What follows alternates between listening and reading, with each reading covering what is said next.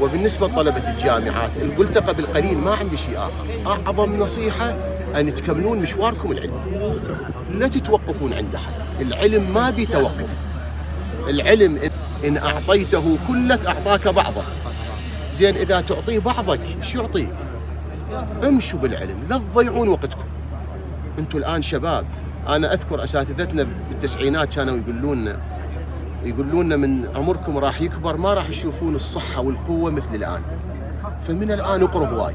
الآن أنا هذا شفته من تجاوزت ال40 أقعد لي نص ساعة على الكتاب ظهري يقوم يوجعني، رجلي يقومون يوجعني، كتاب ما أتعب.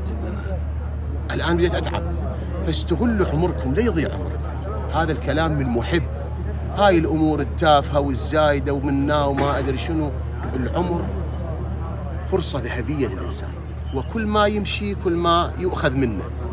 هاي إن الإنسان اللي في خسر شنو؟ الرصيد كل يوم يؤخذ منه بالثواني.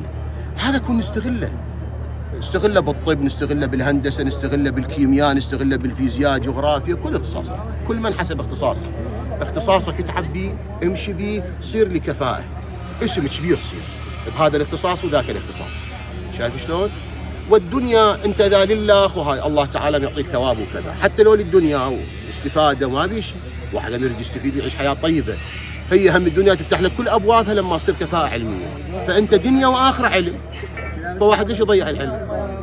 اهتموا بالعلم، لا تضيعون شبابكم. ورد ورد ورد ورد. الله يحفظك.